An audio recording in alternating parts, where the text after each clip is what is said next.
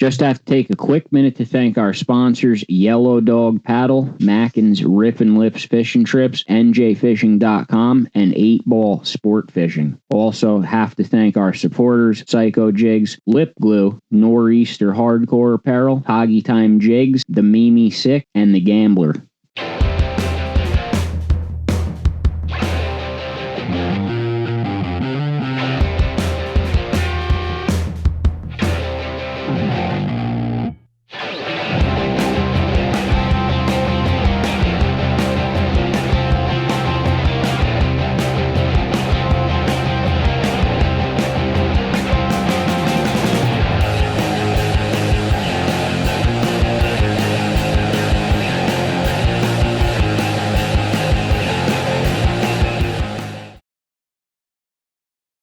Hello and welcome to episode number 144 of the NJ Multi-Species Podcast. I'm your host, Joe Santiago. As always, my partner, Chris Pereira. I am here again. He is here. We are back from last week.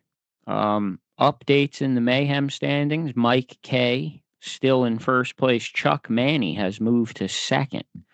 So we were saying Chuck was first time in a while. Chuck wasn't in first, but now he's climbing back up there. And he's only, I think, out of first by 2.1 or 2 points. Oh, really? Yeah, he's close. He's over 30.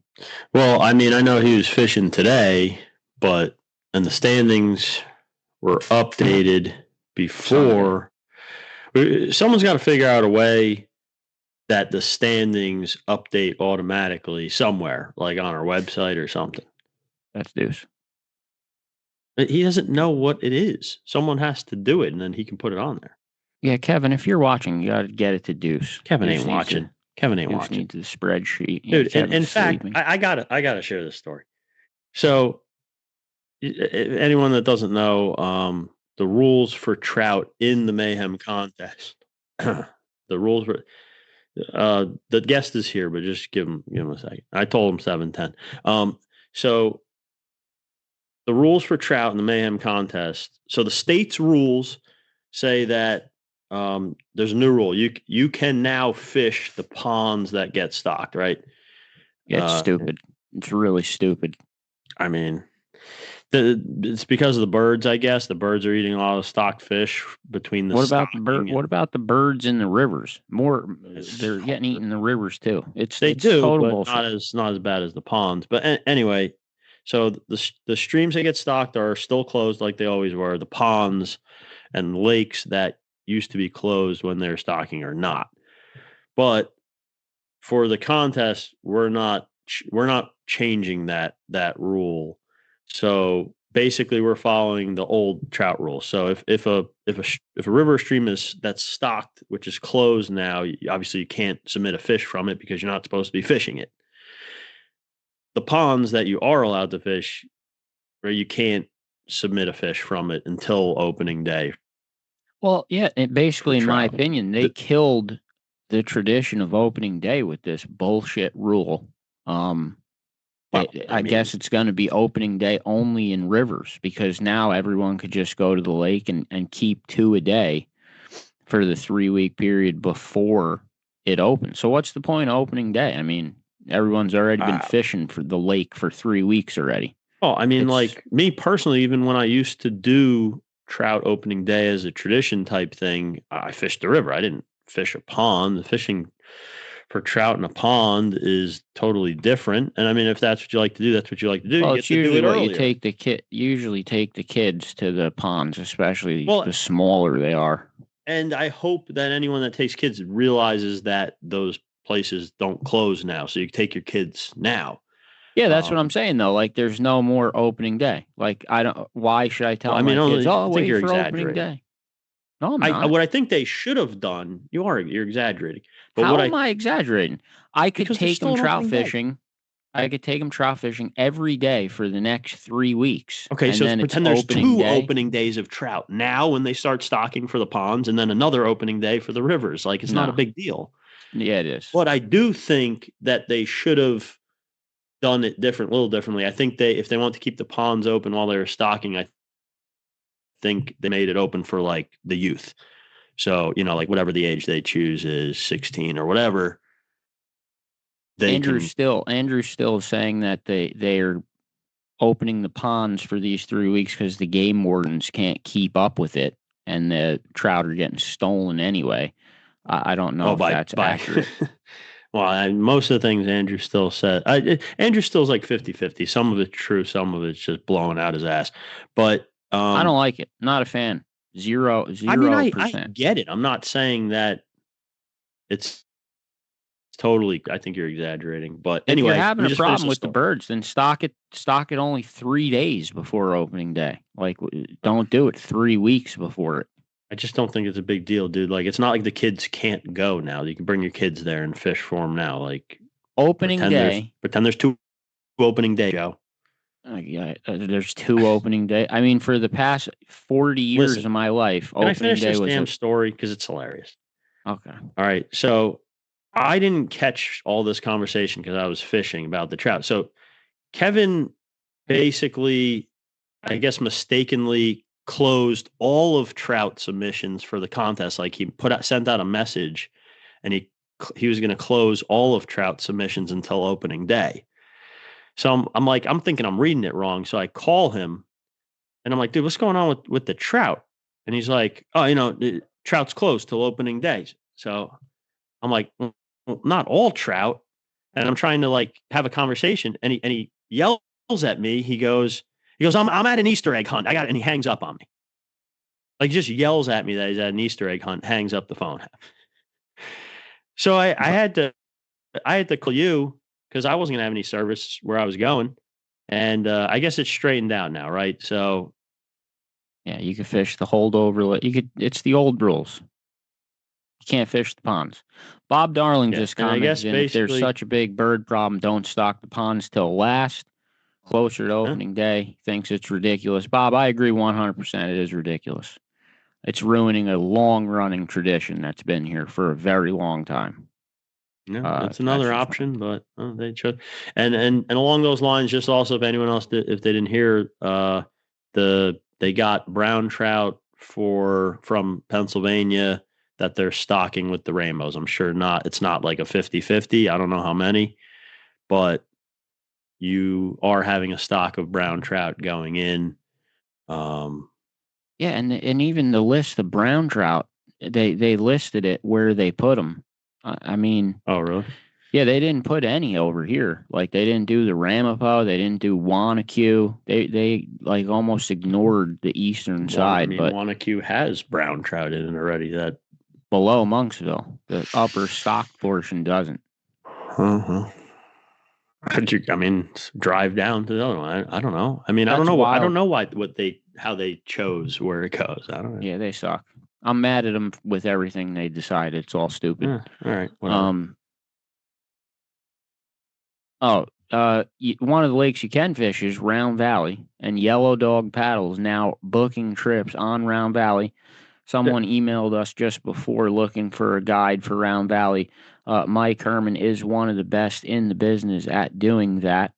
So if you're looking to fish Round Valley, call Yellow Dog Paddle. Also, he's booking spring Delaware River trips for the first time ever that he's doing them in the spring. He's already posted a couple nice walleye videos. So call Mike Herman at Yellow Dog Paddle.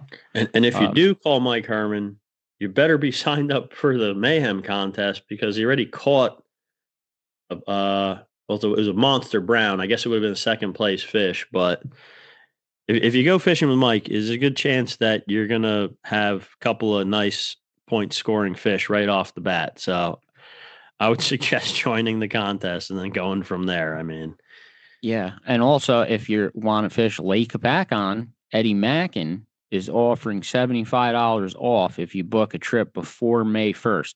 So if you call Eddie Mackin, book your trip on Lake Apacon, you'll save $75. So if you're going to do a trip with him on the lake this year, if you don't book it before May 1st, you kind of wasted $75. So it's pointless. If you're going to go, you book a trip. And if you're going with your friend or 2 friends, you'll all save $25 each. Or you can just take the 75 off of yours and not tell your friends, and they have to pay what they have to pay. It's up to you. And take $75 that you save, take 35 of it, enter the contest. Because if you go fishing with Mackin, it's the same deal. You're going to you're going to have a good chance of catching a fish that's worth points. And I mean, on top of the barbecue and all the prizes you can win, like the fishing kayak from Real Yaks, without even fishing, you don't even have to catch anything.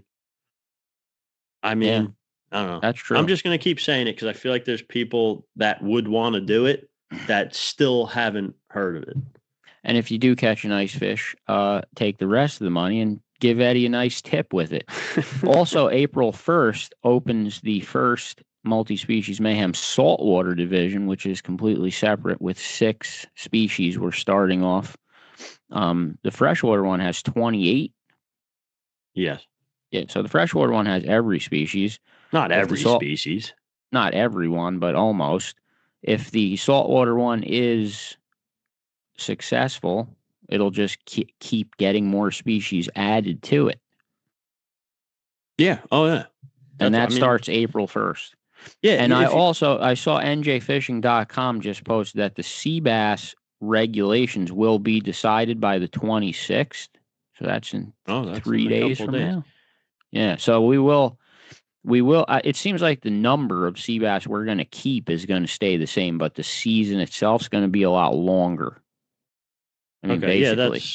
That's basically what guys were anticipating. And I feel like, I mean, I don't know, they could say if it's not, but I feel like the charter boats and the party boats would, like, that benefits them because they can get more trips out for sea bass rather than everyone keeping a couple more and the same amount of less trips. Yes, and Alexis Ackerman just commented in a lot of those cool identifiers you're seeing in the Mayhem pictures, those that look like a credit card, those are made by her. You can get that from her. I'm still seeing people with cardboard ones with marker. That's me. You can get one from Alexis for, I think they're like $6 or $8 or something. So contact Alexis if you need an identifier. Tonight's guest is Bluff Lures. I think he's ready to come in. If we're going to back out, get the guest in here. Yeah, we're good. All right, we'll be back in 1 minute. All right, so we are back. We have our guest, tonight's guest, Dan Termini from Bluff Lures. Bluff Lures been around for 2 years. Dan's been fishing his entire life. Dan, welcome to the NJ Multi-Species Podcast. Thanks, guys. I really appreciate you having me. It's great to be on. Yeah, absolutely. Throw you right into the hot seat. When I was reading your bio for you coming on here, it said Inventor. I haven't seen that in too many people's bios. Inventor. What's that about? Well, I got a background in design and fabrication, and I brought it to Bluff. And so all these crazy ideas that I kind of think up or have been kind of told to me through stories, I kind of, invent stuff. Yeah. I mean, I kind of don't really look to the past too much. I'm always kind of applying new techniques and new ideas and having fun with it, really. So when you make a new lure, you consider it an invention? Yeah. Also to jump right into it, I'll show you. Oh, shit. Well, let's get that in the slot. Yep. Things like that apply to all of my lures. And these are just a couple. A couple of them. I see your stuff all the time on Instagram. And now, we both share our account, right? So if I see something, it doesn't put it up again. So I was very surprised that Joe didn't really know what I was talking about when I was telling him oh yeah, the guy Dan Bluff Lures, he's the guy that makes all this cool innovations on the lures and stuff. And Joe's like, wait, what? And I'm like, how have you not seen it? And then I realized that I'm looking through your shit and then it's not because I'm seeing it. I'm like, oh shit, that's cool. And I'm going through it. So then when Joe goes on the account later, it doesn't show it again because it thinks we already saw it, which I did, but Joe didn't. So you're showing these lures and Joe's like, holy shit, he's got the magnet that holds the hook and the thing snaps together. What? And I've seen it already. And I just thought it was funny. But yeah, Joe, Is go the ahead. idea behind that to fit it in a tackle box? It's bluefish. That's the idea. So this lure is probably this is like the one that I started with and the one that I just released at the Edison show last weekend. And because I had to take everything I learned from years and years and years of development to kind of get to this design. And like, there's so much what I do in this and the innovation. And it comes in so many multifaceted things. It's the materials I use, the process I use, and like what these actually do in the water. They're so much different than what we kind of anything out there. And that's why I kind of invented it, you know. You want me to go into it? I'll break down like the aspects of this. Absolutely. Katie Lynn just asked, can she mix the heads and tails with different color combos? You can do that. So check this out. So this is a slow sinking version that I make. So real quick, I make lures for every part of our season. I just made a batch of my swim baits, and I only make kind of 1 or 2 batches a year for the spring because I move on to other stuff. But these are incredibly, these are made for the Raritan, you know, early spring, all that stuff. And yes, you can interchange the tails. Watch this. You can take the tail from the fish tail out. You can put a chartreuse tail in it if you want. Right. You can even take that out. This is where people call me crazy. You could put a giant eel tail in it. And it still becomes a swimming eel now. The whole head with the lip, it all still works, no matter what. Yeah, it all still works. And like, for example, I have this in a slow sink and a fast sink. So all you got to do if you want to change your like swimming depth of this, you could pop this out, take the other head, right? Fast sinking head, click it on. And this is like the inventions that like I'm talking about. This is what I call my clickbait detail. This is a product of material study. This took me years to figure out a flexible urethane that would not break when you bend it back and forth. I went through years and years and years of broken lures. That's what like up here. And I have like bought bins of old molds and stuff, but that's the kind of invention I bring. It's like, this is not just about changing the tail. These lures do something that most don't, and they push out vortexes in the water. And that's what comes from my studies of like basically the science behind how fish swim, which came from declassified government documents I found online. This is a kind of crazy story. This is about to get nerdy as hell. Oh yeah, I could talk about vortex shedding. I could talk about visual spectrums. This is where I nerd out. This is why they call me the mad scientist. You know, I pick my chartreuse because it's in the center of the visual spectrum of the striped bass. I like mix it to that color, but no, like these lures put out vortexes. When these swim, they're not slipping through the water like a lot of lures that we have out there do. This has kinetic energy, right? Yeah. When this head is swimming, it swims in a way which it's moving. It's like you see the line on the surface of the water moving. And what that's doing is it's pumping this tail. And I made this fork tail specifically to like push out these big vortexes because in this declassified document from the government I found, this is from the 60s. It's all like hand-drawn diagrams and a lot of math I don't understand. What were they using it for? Like torpedoes and like submarines and shit? So, because they were trying to study movements in water, because like what the vortexes do is put out vibrations. It's called turbulence. There's vortex shedding. So like the stripers have lateral lines, right? And I fish the Raritan in the siltier water, you know, where it's they're not really using so much sight. They're using what they feel, right? We have gizzard shads, we have big bunker, and these things when they're swimming, especially freaking out and panicking, they make a lot of vibration. And these lures are designed to put that out into the water. And if you skim these across the surface, you'll see them. I call them dinner plates. It's big like dinner plates that like show up behind it. And I believe they make the fish feel it. I want them to feel it, you know? Wow. Can I ask, I don't want to throw you under the bus. I'm just very curious. Like the first lure that you held up that you said started you. The bunker. Like what does that lure cost? So, okay, we're going to talk about this. So this is $100.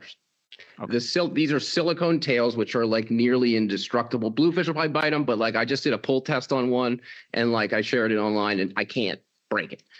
But I hand make all of these myself. And this is the most expensive one. I do sell, like this is the shallow swimmer. This is everyone's favorite. This was the big hit from last year because this is like a wake bait.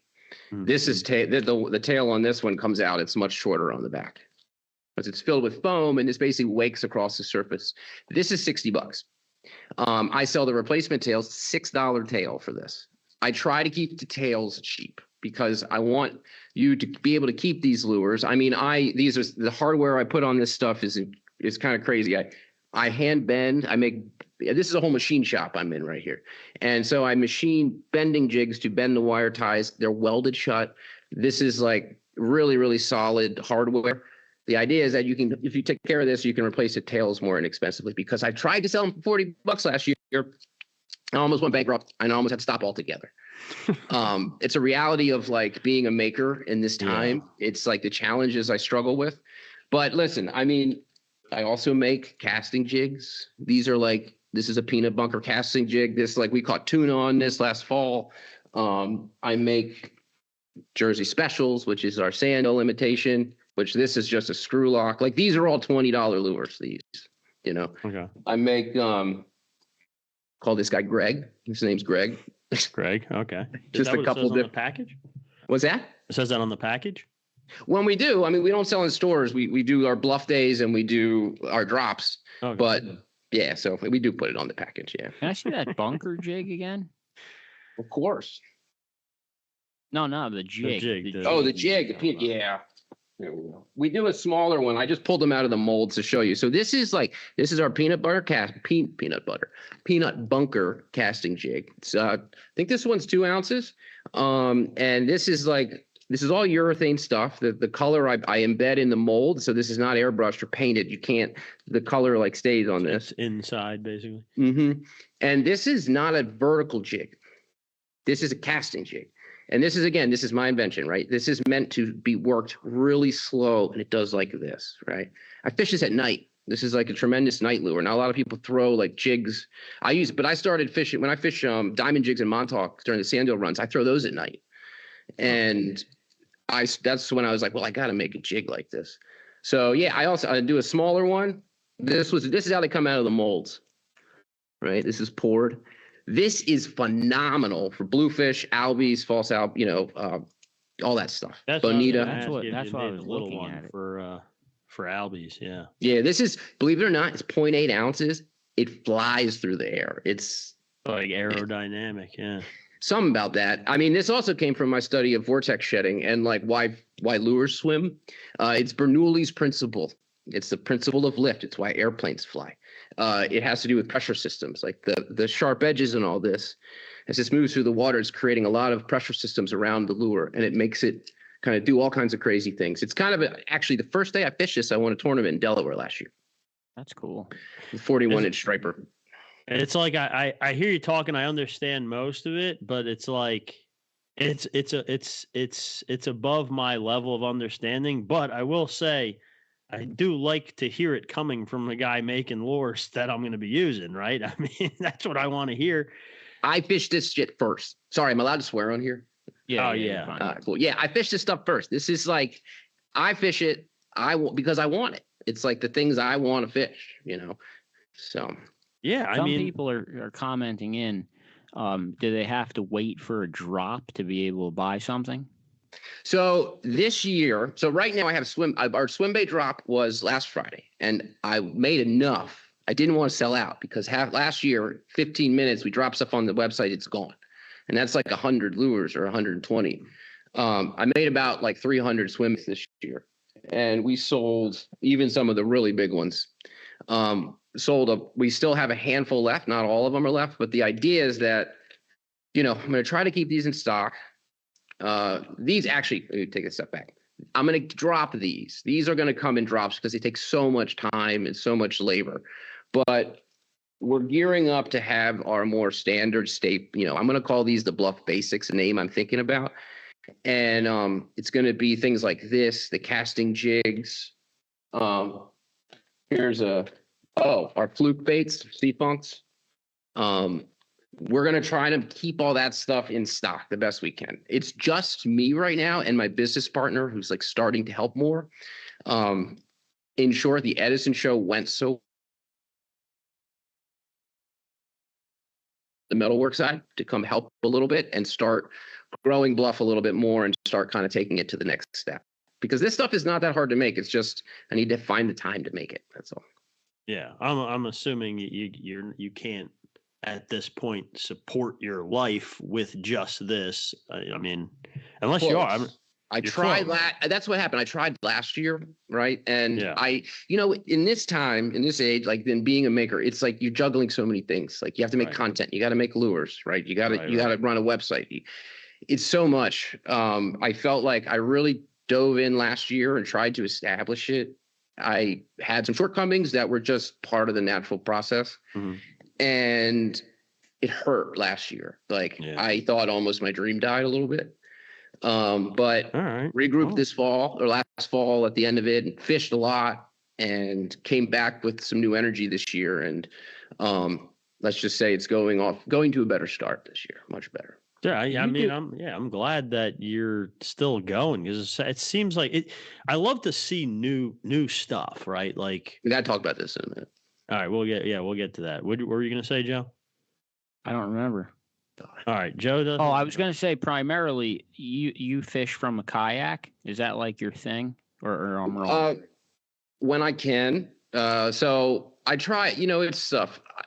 I try whenever I can. It's hard. I live in Philadelphia. I live just outside of Philly, and anywhere I need to fish is an hour and a half or an hour. I've built my car into a camper, so now I do 2-day trips, kind of. But yeah, take my kayak out whenever I can. But if it's too windy, I'm surf fishing. I'm a big surf fisherman as well. And as I started Bluff. Yeah, getting lots of friends with boats, which is great too. I was gonna say, you bring a couple of those lures. I'm sure you could get on people's boats if you wanted to. Oh yeah. Yeah, no, it's been great too. And actually I've met some really great people through all this. I've made some friendships I think are gonna last like a lifetime. And they have boats. It's great spending time with them, and like it's just like I'm doing Bluff. I say Bluff is a business because it has to be. I never really set out to start a lure company. Yeah, it seems like you really enjoy like studying what's happening in these lures and how they work, and like in inventing things and innovating on these things. But obviously, I mean, you'd have to already be a millionaire to do this for fun. Like, yeah. I'm lucky that I have my fabrication business that I've been running forever. Like we bought the 3D printer for work. I started playing with it with lures, right?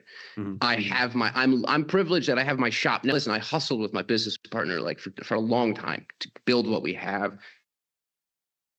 So I have a holding and Bridgeport lathes and like a mill that I can actually make my bending jigs on. So I'm bringing like a wealth of knowledge from that to this. So I'm positioned in a place where I have the tooling, I have the shop, and I have the energy and the creativity. And it's trying to kind of balance the reality of, we run a business and trying to start another one and trying to innovate and keep people happy by making sure they have enough lures to fish, So it's fun. It's a struggle, but Kevin Glenn commented that you could fish on his boat if you're brave enough. No, don't do it. Don't do it.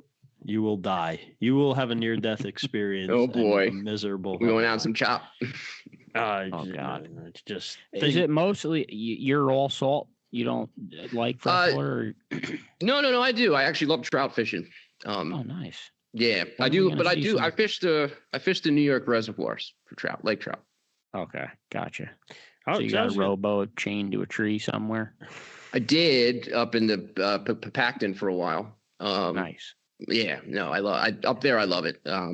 And I'm trying, but I heard you guys talking about. I got on a little late before you were introducing everything. I heard you talking about trout fishing here. It's something I'm going to try to start doing more because, believe it or not, I catch a lot of trout on deadly dicks. Really? Yep. I believe it. Yeah, they make them pretty small. I mean, on the big one. Yeah. Well, I mean, as long as you're not snagging anything, right? I mean. Well, I have a lead core line. I have a lead core set up that I troll. Oh, you're talking about. I thought you were talking about, so this is like trolling fishing. the thermocline, like 60, 70 feet deep in like August, Yeah. No, I believe that. I thought you were talking about I thought you were throwing 1 ounce deadly dicks in like Rockaway Creek and stuff. That's what I thought there. I do fish here. There's a great little trout creek. I'm going to shout it out, the Wissahickon Creek, and shout out to the Wissahickon Anglers Club. We have a little catching it's like a catch and take fishery, and it's a really great little historic trout creek here in Philly. And it's on my way home, so I stop with my dog. I have a tiny little little spinning setup. I go mess around, and those are some fun days, actually.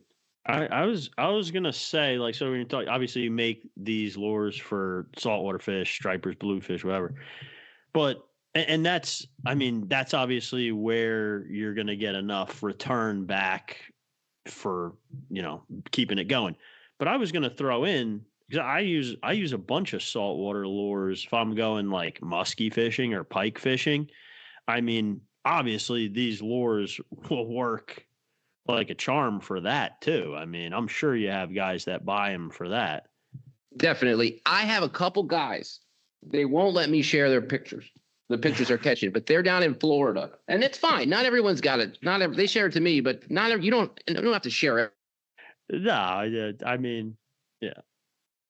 Catching huge largemouth and huge peacock bass in the canals down in Florida on this. I'm like, they're sending me pictures of big fish. I'm like, guys, like I'm actually trying to get down there to fish, to do a little of that one of these days. But yeah, and my goal is to put some huge largemouth. I'm going to make some, some sunfish patterns of this. I want to put some golden shiner and trout, rainbow trout.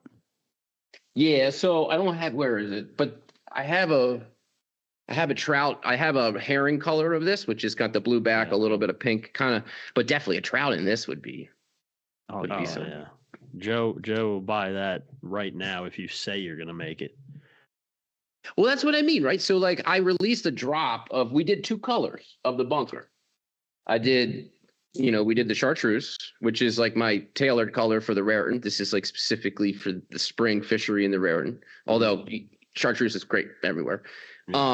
We just did the bunker in this, but like I'm going to be doing a whole bunch of bone. I haven't told anybody yet. So first year I'm doing a big bone drop in a couple weeks. Just as we know that bone is an incredibly productive spring color. It's historically been like great. So we're going to do a batch in that. And that's what I mean. And in a little bit later this summer, maybe we'll just do a trout drop, That'd be so That's cool as well. I mean, I'll be honest. I'm not one of these guys that likes to spend a lot of money on lures, but I will say once I see something work, I find it hard not to have, like, anything that I've seen work. I feel like I have to have it with me at any given time.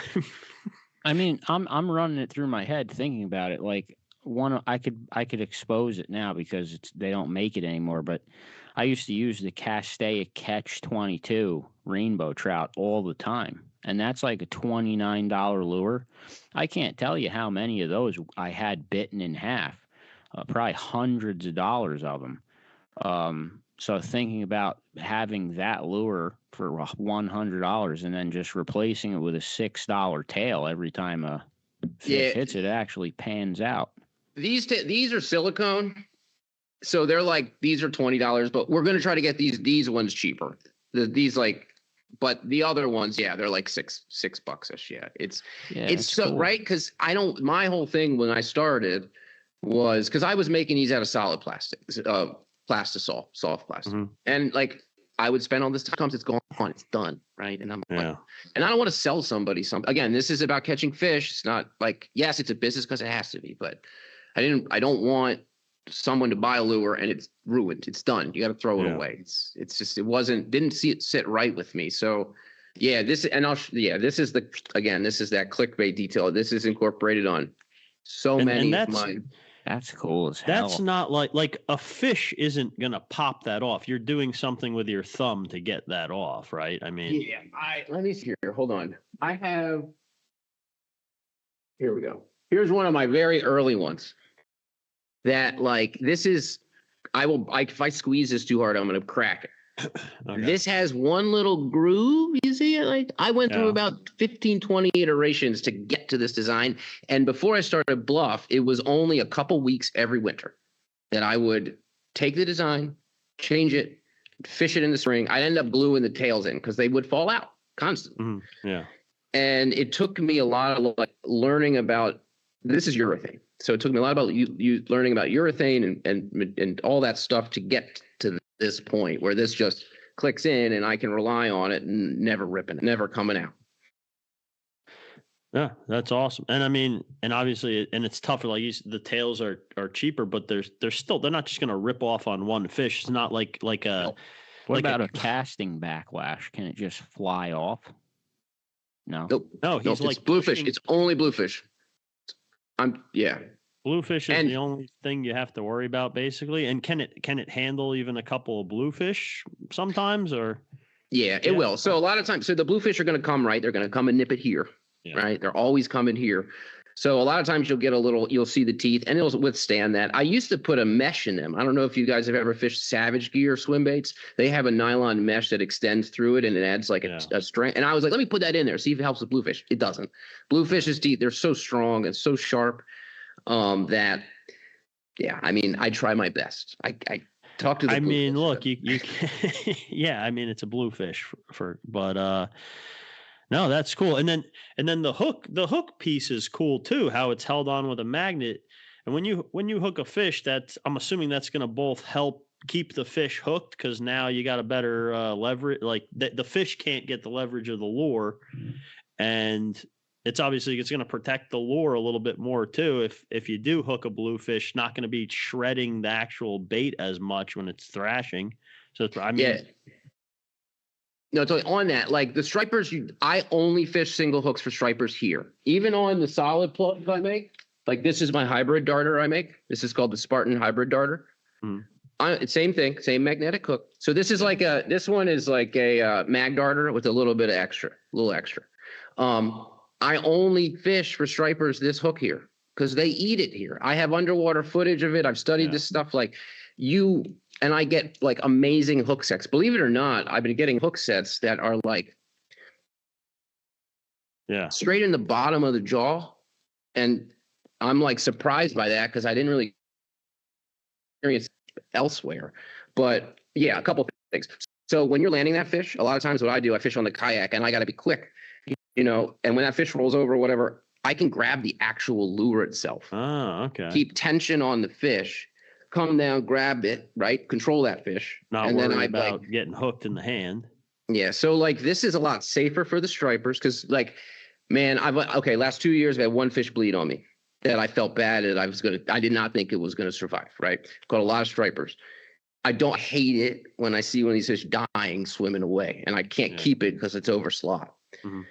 So this is really a lot safer for those fish, and it's safer for us too because when I am fishing in the surf, I've ripped so many waders and have trebles in my hands and stuff. Like especially it's a with mess. The bluefish. Yeah. Well, because sorry, go ahead.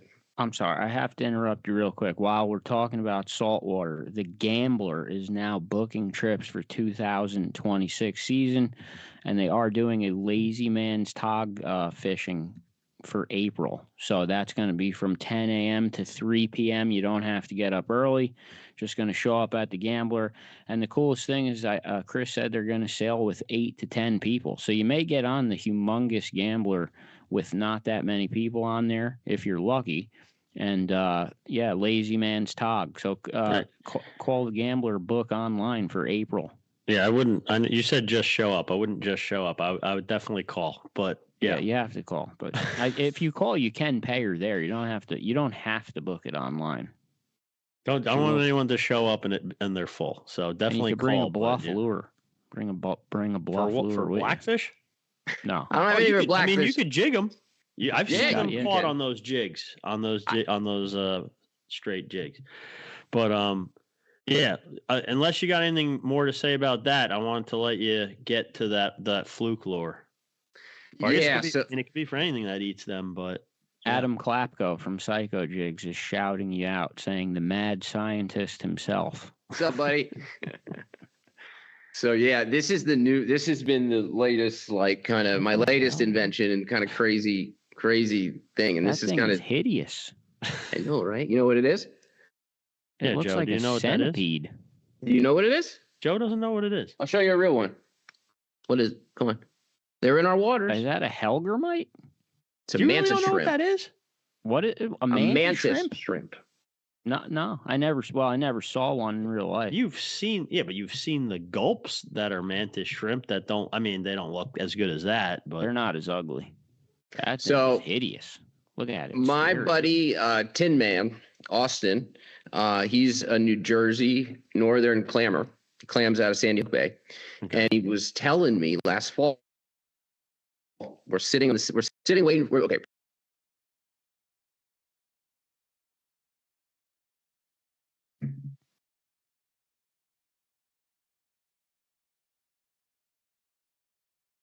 Him like a ton of doormats. And then he was also telling me about how when he's clamming and he's raking clams, he's pulling these up out of the clam rakes. And so this is how things go with me. An idea gets put in my head, typically from a fisherman or something. And I took 1 week. I had a week off. Of course, what I do with my week off is I sit on the couch and I design this in a computer. And I made this. I put it online and people started freaking out because I didn't realize that no one, or at least I can't find another imitation that's someone's made. So I think I'm the first one to make a mantis shrimp imitation. So these live in our waters. Why I know that is Austin showed me pictures. And then as soon as I put this out, I had boat captains calling me or DMing me saying, there's bass spit those up. Mm-hmm. And they're spitting them up. I had like when they're pulling them up, put them on the deck of the boats. I had fishmongers telling me that when they're filleting big fluke and stuff, they find these in their stomach. And it's funny because at the Edison show, people are like, no, those don't exist here. And then there's other people that are like, those things. So I've had and I haven't even fished this yet, right? And first off, we designed it as a fluke lure, but I ended up putting a big striper hook on it for right now because I think we're going to fish it for striper this early spring because that's what I'm hearing from the captains and everybody else that it's an early spring bait. So right now we have this made with this 3X mustad hook, and I'm going to be probably putting a couple out that might have an extended long shank because I think fluke are going to short strike this. But probably that's part of what we do. It's it's weighted in the head? Yep. So we do these heads in 1 ounce and 2 ounce heads. It's got a swinging hook. I think I have one here. Yeah, this is the swinging hook on there. This is the barb system that I put on my soft plastics. And if you want to jig this deeper, put on a ball head. I think this is a 3 ounce. But so we're making it with the cool swinging head. And so these are for sale or going to be dropped, or are they still being tested? So right now we opened up a pre-sale that we're going to be it's just a pre-sale for 50 because I had people from Australia, from Florida, the Gulf, everywhere, freshwater guys. So I had to put something out there so people could kind of get in line, and it's only a couple slots for the first 50 on the website left. But so that's the first 50, and these come with the full lure and then one extra tail. But this is actually really important. So Phil from the Tackle Box in New Jersey has been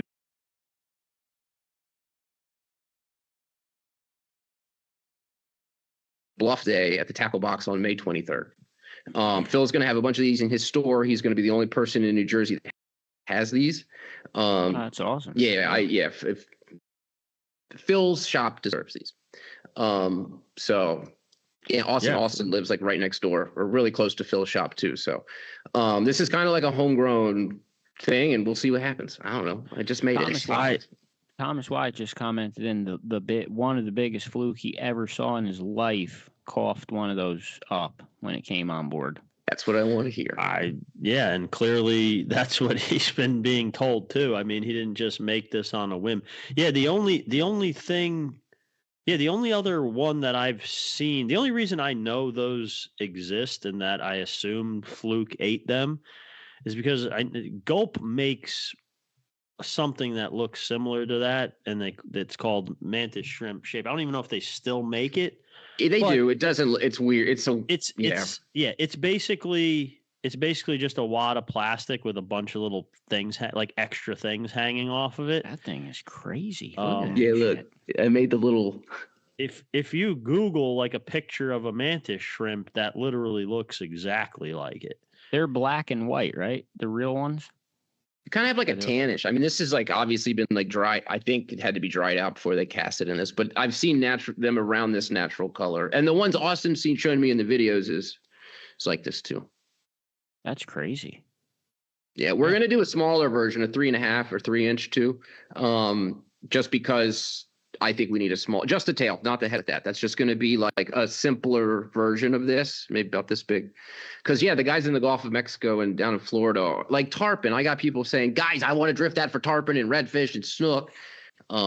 So I might have stumbled into something. The smaller version of that could be like perfect for surf fishing, right? Because almost anything in the surf might eat it, or is that too close where they wouldn't see one of those shrimp there? So if I don't throw it away, what I have found is these guys love grass beds. The research I found is they make little holes and they're kind of hanging out in little grass beds, and then or under rocks, and they kind of come out. They swim that's why I made a swinging head on this, because they kind of like poke their head around and their tail kind of just follows. So I think you're going to find these around grass beds, obviously clam beds. So, and anybody else out there is listening, if you know where they are, or anything else about it, I feel like I'm still learning about this too. And I'm totally open to admit that, Yeah, I mean, I think I would definitely do what you said and have put some kind of mechanism with a trailer hook or something on there for the fluke. But other than that, I mean, yeah, man, it looks real. You scared the shit out of Joe with it. Yeah, it reminded me of a hellgrammite. Hellgrammite? What are those things? I don't know what that is. Oh, they're like in the Delaware River. That they kind of look like that, but they don't. In their larva stage, I mean, I guess they kind of look like that. They're black, but they bite. They're a great smallmouth bait, and guys will catch them to use as live bait for smallmouth. I don't know any shops that sell them. Maybe there are, but yeah, they'll catch them themselves, and they bite. They have like these strong pincers on them, but then in the summertime, they get a flying phase. They're flying around and they're huge, and they still have the pincers. So they're flying. That sounds terrifying. No, it is. It's terrible. Like you're night fishing for catfish on the Delaware River, and these things that are the size of bats are flying around you, and then they'll just land on you. I swear to God, I'm not even exaggerating. I mean, they don't attack you, but I had one land like on my leg and go in my shorts and bite me on the inner thigh. Like it's unsettling. I'm out. That's great. But these things too, like look at this. So there's two species of this. This is our northern water species, but you guys have seen the tropical ones that are like incredibly colorful. Do you know what I'm talking about? Oh, like they're big, not the ones that people like catch. Yeah, that's what I was talking about. They're like, so I think so, but they have the ones that punch, right? So these, like the very unique thing about this is this creature has the strongest punch in the world in the animal kingdom. I think did I see that from your page? I saw that somewhere. I haven't talked about it much, but it's pretty cool. Like these, so the southern water, look this up. There's a ton of videos on this. On the southern water, they're like super colorful ones. They basically like pull their arms in and they like punch their prey. It like boils the water around it, and they like crack clamshells open. They're known to break the glass on aquariums. Yeah, that's what I saw. That's the post I saw from something. And I swear to you, I thought it was a joke. Like I thought it was an AI joke, and I kind of scrolled by it. It's real. It's totally real. And so our northern ones have pincer, they stab baitfish. So instead of a claw, like a punch, they do the same motion, but they're like stabbing the little baitfish that come by. I'm going to YouTube these things. Yeah, look them up. They're becoming my favorite creature for sure. I feel like there's going to be a big run on searching punching shrimp. Yeah, we definitely have to have you back on, because it seems like we could talk here for hours with you about all this stuff. You definitely seem to be the mad scientist. I really found your stuff to be fascinating. Some stuff that I have to watch, it's just like, oh God, this shit again. But this is like, I never seen anything like this. So I'm kind of like awed by it. It's all really cool. I appreciate it. It's a labor of love. It's like, I came to this, like I said, like by accident. Like this was always a passion project, and I ended up just making a couple. Honestly, too, like there's a lot of things that led me to this, but I'm on a path now that this is. I say it's like it's going to grow as a business. It's going to keep going, but like, I'm never going to stop making lures. It's because this is what I love to do. And I love to me, it's the gray area in between fishing and making, right? And because what I love is going out on the water, experiencing things. Like the big reason why I made these swim the way they do outside of the government docks and stuff before that is I saw how bunker were swimming on their side and how they were like, there was the Vibro infections years ago in the Bay and places where like the bunker were doing weird things. And like, it made me like, I learned from that and I tried to apply some of that into my lures and to make them more effective. And so it's this observing, going to the shop and making it, taking it on the water, seeing what happens, learning from that, going back. And it's just back and forth. And that's where I live. I live in that gray area and I like it that way. It's really cool, man. Yeah. Yeah. I've dabbled in like making shit for myself, and it's just so cool even to like make something that is basically just a slight modification of something that exists and catching a fish on it. But like to be inventing and innovating things like to this level, I mean, it's so cool. I'm so happy to hear that. Let me tell you a story about this real quick. It's a quick one. Sure. All right, real quick. All right, am I taking up too much time? I'll stop. No, you can go. You can go. So, all right, Montauk, right? I'm fishing in the fall, and this is a tsunami sand eel. The inside of it. This is the lead weight on the inside, right? I was slamming fish. Bluefish comes up, grabs the plastic, completely rips it off. Right. Done. I went back to my car, and I was like, well, I have some shit in there. This is a weird little plastic tail I first made. This is like some hackle. I think this is braid. And I just in my car, I had super glue. I just whipped this together, went back out and caught a bunch more fish. And then it led me to design this, the Jersey Special. It's funny we call it the Jersey Special. Isn't that great? But oh no, that's not great. No, this is no, that's not. This one's. It's funny, right? I make two similar lures, but the Jersey Special was an evolution of this lure. That you tied out of necessity. That's cool. Just in your car. So I was like, I gotta make it now. It works so well. So I have a lot of these stories, and this is how a lot of the lures I make come to be. So that's really cool. How you that's could show definitely mad scientist shit. How you could show the side by side of the original thought, and here's the product. And it's just a screw lock. Dan, that is really cool. Before we let you go, for everyone watching, how do they find you, follow you? What's the best place to find Bluff? So I keep my Instagram account pretty active. So that's Bluff Lures, Bluff_Lures. You can find me there. I post almost every other day, stories all the time. And I do a lot of my updates there about the drops and what's happening. You can also go to my website, blufflures.com. I have lures there right now for sale. There's some merchandise, some hats and stuff as well. And then this year I'm going to be getting my YouTube channel going a little bit more. It's probably going to have some focus, like trip centric stuff. But yeah, those three places. That's awesome, man. I want to thank you for taking the time to come on here and talking with us on the NJ Multi-Species podcast. And I hope to have you back on. Hopefully we get to fish with you eventually. Dude, you'll find me running around, or I'll find you guys. I mean, I'd love that. That sounds great. Yeah, if you and you're gonna keep inventing shit, obviously, come back on. Next year you have a bunch of new stuff that you innovated or invented, and come back on and talk about it. I mean, I'm making a switch to full silicone tail everything. So this is going to be a year of exploring that. So it'll be something to talk about next year. Maybe. Dan, congratulations and really awesome stuff. Happy for you. It's great, man. And thank you so much, man. Keep it going. Yeah. Thanks, guys. Thanks for having me. Just say one more time when that drop at the tackle box is. May 23rd. Make sure I got it right. May 23rd. It's a Saturday. That's with Phil at the tackle box. It's going to be me. Austin, Tin Man, who helped tell the story of this, is going to be there at the table with us telling his story about these. And we'll probably have a food truck. It's probably going to be a bunch of other vendors like Buds and Bass and a couple other people. It's always a fun time when we do these. It's a big fun event. So I hope everybody comes out and see you there. Awesome. Dan, thank you so much. Appreciate you guys. Thanks. All right, man. We'll talk later. That's it. Yeah.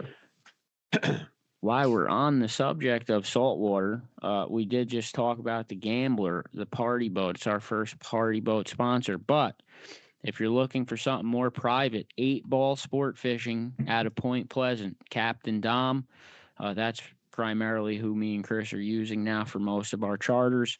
He's now offering offshore trips, which it's always been his favorite thing to do, but he never offered it in his business. But now he is. So you can go tuna fishing with Captain Dom. He's booking trips. I think Chris booked one already. I booked two. Chris booked two already. Booked the tuna charter and I booked the tilefish charter, and you didn't want to go on either one of them. No, I booked a triggerfish charter. So, yeah, we're going to be using 8-ball a lot this year. Captain Dom and Kim are both awesome. A lot more private than a party boat.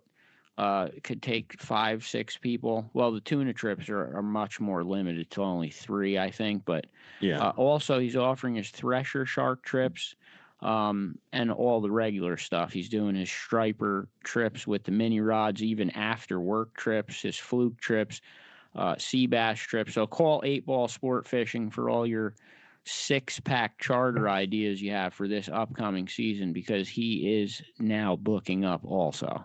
And I will personally stand behind the service you'll get going on that boat. Like, I'll stand behind them 100%. I just saw them last week at the Edison show too. They're just awesome people, and it's a great time. You don't have to worry with them. So 8-ball Sport Fishing out of Point Pleasant. Like I said before, it looks like 26, I think, is going to be Thursday. We should see our final answer on our new sea bass regulations. Like Chris said, I was going to say, I would suggest, like, if you want to know as soon as it happens and you don't trust social media with, like, the fake bullshit that gets spit out all the time, go on njfishing.com and just check there. Jerry will post it there as soon as he knows, and he will be among the first to know. Yeah, usually. Or he'll even post it to Facebook. If you don't go to njfishing.com, you can go to his Facebook page. He usually shares the link to most of his articles onto Facebook, so you can just click the link. Who's the guest next week? Next week, you're talking about the Gambler. Next week, we got Chris Lido coming on. Chris Lido is next week from the Gambler. So we will be talking to him all things Gambler. Now, I don't know what, like, Scott Tarnowski was supposed to come on with him, but he's not anymore, or he is. What's the deal? I don't think he is. All right, so it's just Chris Lido then. It's just Chris Lido. Alex Omnivar commented he loves 8-ball and Captain Dom is the man. I agree, Alex.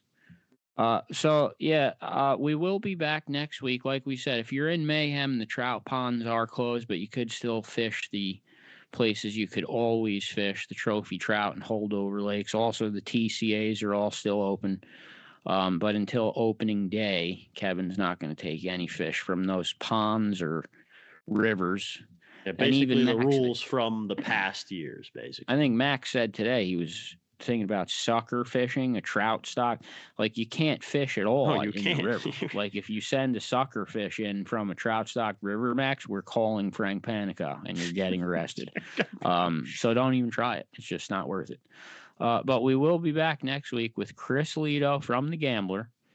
And that's it. I'm done. Yeah. And just if you're still thinking about joining him, or you're not sure, or whatever, you're wondering about the saltwater, the registration still closes April 1st. Is that how we're doing this? No, you could join the club at any time, but you got to remember, you got to wait the 2-day waiting period to enter a fish. I thought the waiting period was becoming longer after April 1st. That's possible. I don't know if we've decided what'll happen after April 1st. The waiting period might extend another day. That's just because we don't want someone if you're going to be in the club, we want you to be a member of the club. We don't want you to just catch one big giant fish and say, "Oh, I'm going to sign up right now so I could enter this." No. So if you enter late, which it's already late now, you're going to wait 2 days to enter a fish. So if you're going fishing on a Saturday, you want to join by Wednesday night so you avoid any complications. Yeah, and I mean, guys, I don't know how else to say it. Like, if you're not a part of this, and you're even if you don't fish, they used to say if you're not a part of this, you just don't fit. Like, it doesn't even matter if you don't, because a lot of the prizes you have a chance to win just by random chance, just by being a member, just by registering and paying the $35 for the membership fee, which 100% goes back into the prize pot if you are going to be fishing.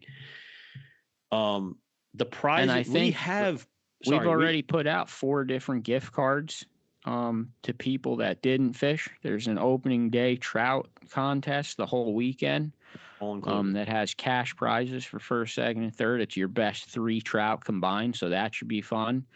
And also there's a bunch of pop-up minis. We made the trout one free. And I believe the barbecue / pig roast, whatever it's going to be, is also free. If you're in the club. If you got to be in the club, though. You got to be a member. Free to register for the trout. And you forgot to add, even if you don't win the top, like combined 3, win a cash prize or whatever, if you just turn in one legal trout for that contest, and you submit it, you're in the running for winning a muskie fishing guided trip with DCAM.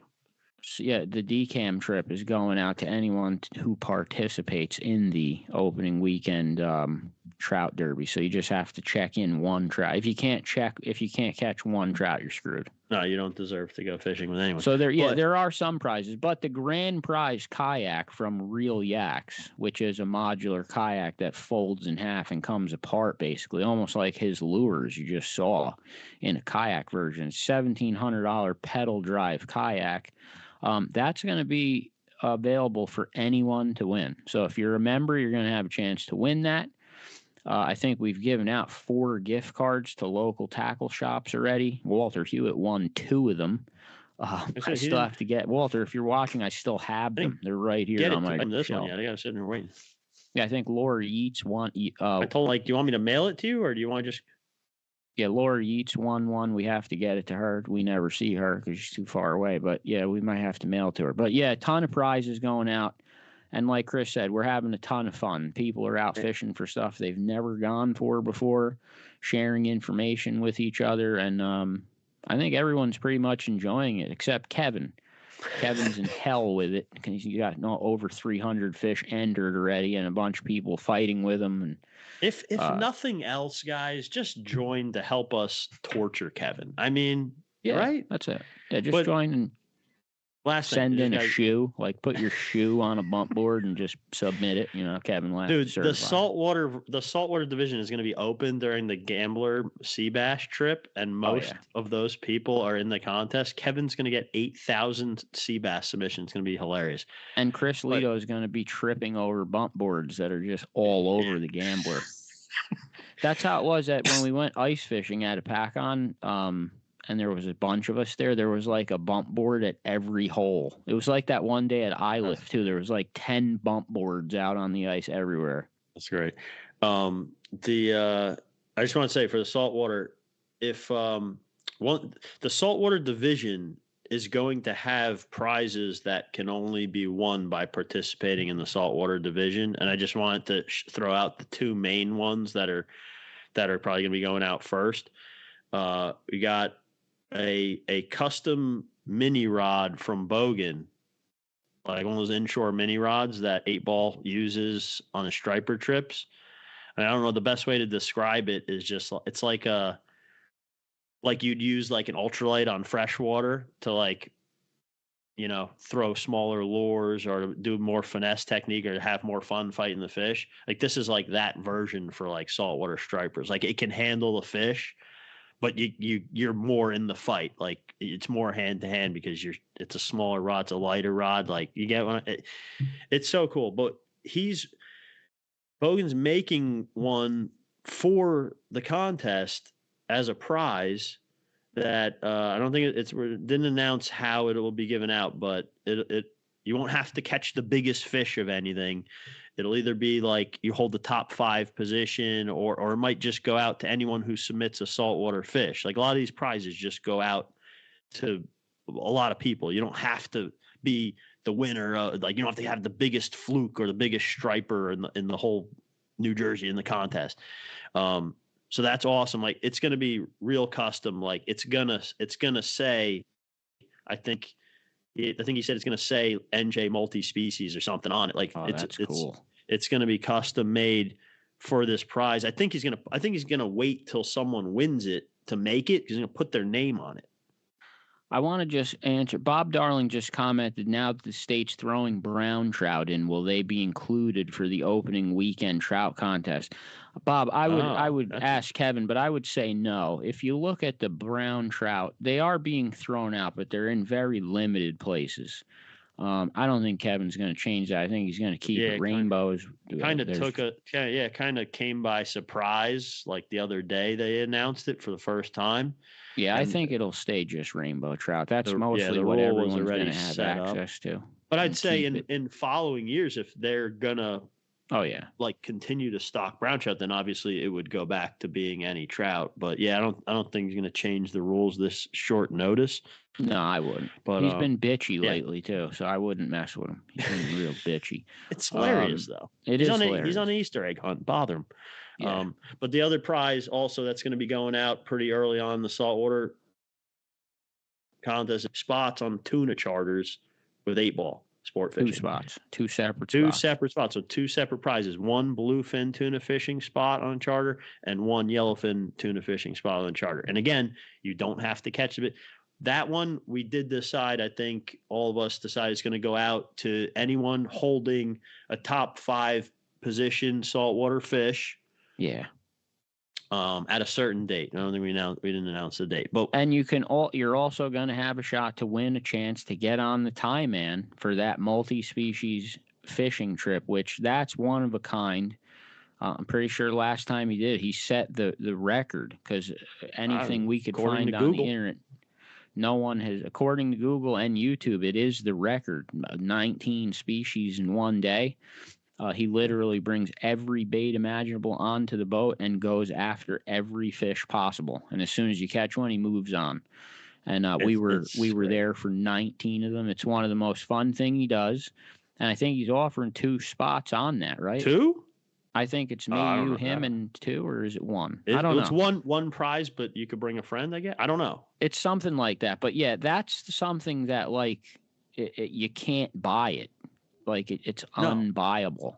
So the only way to get that is to be in this. I don't think people realize how insane of a prize that trip with the Tie Man is. I think some people do. I think a lot of people know. The ones that do know. The ones that don't know, they're not in it yet. But yeah, everyone's going to have a shot to get that somehow too, which is awesome. That's that's probably my favorite thing that he does, other than when he becomes the Tog Man and lets us tog fish and jig sea bass. I love that shit too. But the multi-species thing is crazy. I mean, we go from 1 minute you're fishing pilings for an oyster cracker, and then within 2 hours you're out there drifting fillets for a thresher shark. It gets crazy. It's so cool. But you're past the time, so I'm going to hold up the cup. And I'm going to shut you up by saying suffer for the fish. And then Deuce has to end the show. New Jersey ruined opening day. Oh, God. Just end it, Deuce, please.